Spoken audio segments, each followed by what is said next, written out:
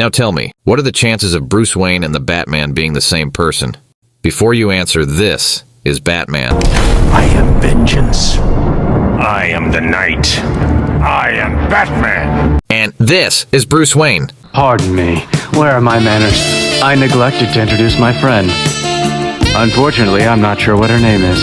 She doesn't speak any language that I know. If your answer is that Bruce is 100% Batman, that means you are a nerd.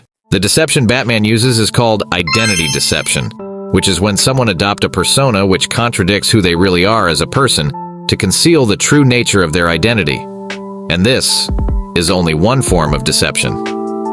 See, deception is basically about letting people see or think in certain ways, so that they won't have any kind of preparation or assumption of the true nature and reality.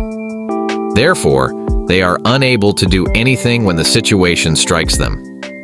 Now let's look at this clip. And then I realized it was a woman. She was fucked up. She's like, hey man, relax, okay?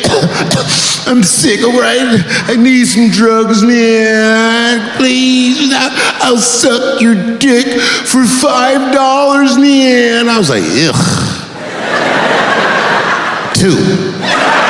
This is a strategy called setup and punchline, which is often used by stand-up comedians to lead the audience in one way and hit them with unexpected twist. This is exactly how deception works. The deceiver misleads another or others by providing information that will make him or her think in a certain way in order to conceal the underlying motives and hidden plan, which, by the way, is quite easy to do, since most people are really predictable. Magicians are really good at this. They have a great understanding of how people think, reason, and pay their attention, and they use it to their advantage. Now let's look at this scene from Friends. I remember reading about this director, I think it was Orson Welles, who at the beginning of a movie would hire somebody just so he could fire them in front of everybody. Then they would all know who was boss. This kind of things happens a lot in real life, especially in workplace. One of the directors who is really good at deception is a South Korean filmmaker named Bong Joon-ho. He will purposely lead the audience into thinking that they figure out everything, and the story is quite predictable, so that he can surprise them with something unexpected later. Just by watching his movies, you can learn a lot about misleading people. Or if you are more nerdy, you can watch Death Note anime, which is about a narcissistic teenager being deceived multiple times by an emo boy with sugar addiction. Anyway, if you really want to learn how to deceive people, it's really simple. There are only 3 steps. Step 1. Acquire understanding of the people. You have to observe and take notes of how people think, act, behave, and make decisions. This should not be a very difficult thing to do, because like I said before, people are really predictable. If you have a particular target in mind, you have to learn as much as you can about this person. You need to learn his or her mindset, the way he or her responds to different situations, the fear and desire, all of it. Step 2. Planning. In this step, you need to come up with a plan to mislead your target or others and let them make false assumptions so that they will not be able to predict your next move.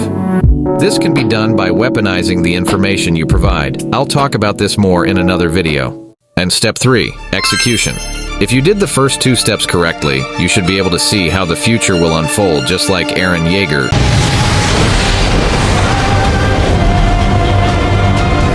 Or maybe not exactly like Eren. At this point, you have all the power.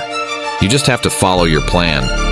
You will be successful. If you are not, that means you mess up one of the steps. In this case, try to figure out what went wrong and learn from it to get better next time. I want to end this video with one of the most influential clip of 21st century, which I think will have great impact on how you view deception. Are you ready?